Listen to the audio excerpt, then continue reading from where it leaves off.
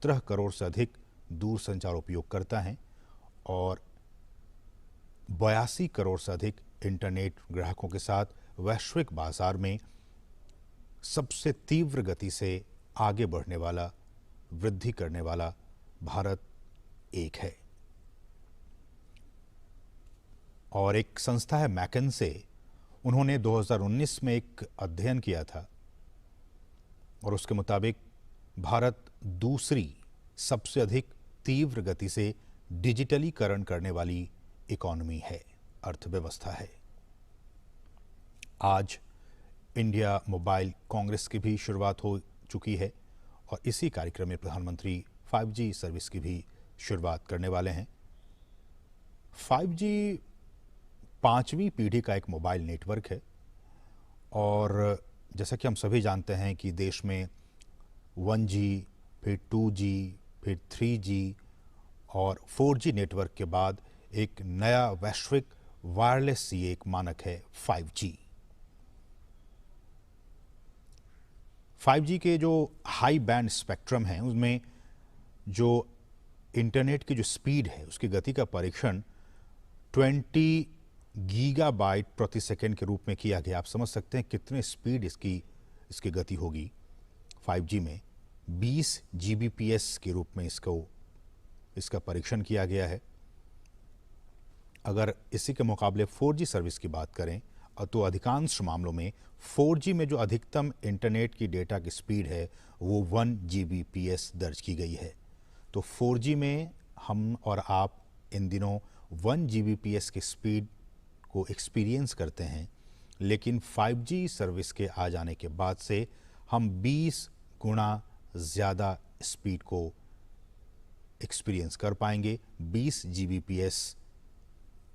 Gigabyte प्रति second के speed में हमें वो सुविधा मिल पाएगी।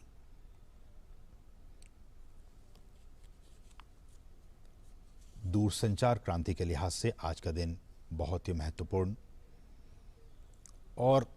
न सिर्फ दूरसंचार के लिहाज से बल्कि इसके और क्या कुछ यूजेस हैं। हम जानते हैं कि इन दिनों इंडस्ट्रियल रिवॉल्यूशन 4.0 का ज़माना है, चौथी औद्योगिक क्रांति चल रही है और इस क्रांति में internet of things, cloud, big data, artificial intelligence और एज कंप्यूटिंग के साथ साथ ये जो 5G तकनीक है, प्रधानमंत्री इसका एक्सपीरियंस करते हुए इस सर्विस का, 5G सर्विस का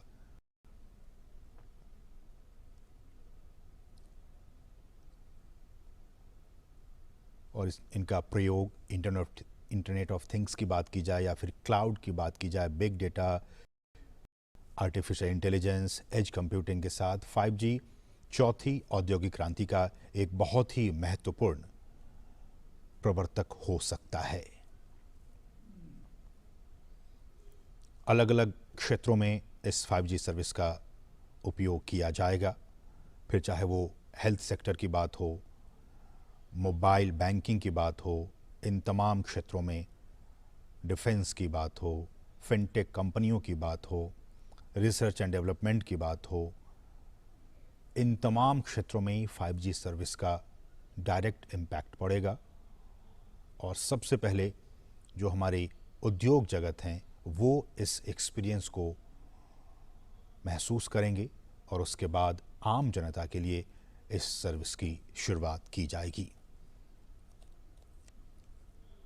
कहा जा रहा है कि इसका जो इकोनॉमिक इम्पैक्ट होगा इस 5G सर्विस का, गवर्नमेंट द्वारा ही एक पैनल नियुक्त किया गया था और उस 2018 की बात है ये, और उस पैनल ने एक रिपोर्ट जारी की और इस रिपोर्ट के मुताबिक 5G सर्विस से साल 2035 तक भारत में 1 ट्रिलियन अमेरिकी डॉलर का जो इकोनॉमिक इम्पैक्ट है वो पैदा होने की संभावना है। ये उम्मीद जाहिर की गई है इस रिपोर्ट के मुताबिक। आज का दिन बहुत ही महत्वपूर्ण, हम 5G सर्विस की बात कर रहे हैं, लेकिन पहली पीढ़ी से 1G से लेकर 5वीं पीढ़ी तक का विकास भी अपने आप में काफ़ी महत्वपूर्ण रहा। 1G सर्विस की बात की जाए तो 1G सर्विस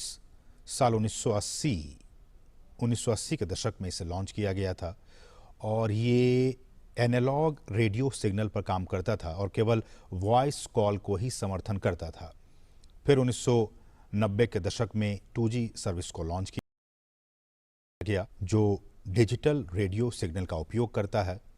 और 64 kbps के बैंडविड्थ के साथ वॉइस को भी और डेटा को भी ट्रांसमिट करने में ये इसको सपोर्ट करता है 2G सर्विस। फिर ज़माना आया 3G सर्विस का। 2000 के दशक में 1 Mbps से 2 Mbps की गति के साथ इसे लॉन्च किया गया था और इसमें डिजिटल वॉइस की बात हो, वीडियो कॉल की बात हो, कॉन्फ्रेंसिंग की बात हो, इन तमाम 3G सर्विस की शुरुआत हुई थी। फिर साल 2009 में 100 Mbps से 1 Gbps की जो एक पीक स्पीड हम कहें, उस पीक स्पीड के साथ 4G सर्विस को लॉन्च किया गया था और इसकी तमाम खूबियों के साथ साथ 4G सर्विस में जिसका कि हम और आप इन दिनों इसका उपयोग कर रहे हैं, ये 3D वर्चुअल रियलिटी को भी सक्षम बनाता है। 5G सर्विसेज में तमाम ये कुछ तकनीकी बातें हैं, अलग अलग बैंड्स होते हैं, band, mid band, high band spectrum, और हम जानते हैं कि पिछले दिनों ही जो स्पेक्ट्रम की नीलामी की गई थी और उससे पहले तमाम कंपनियां हैं वो उसमें शामिल हुए थे।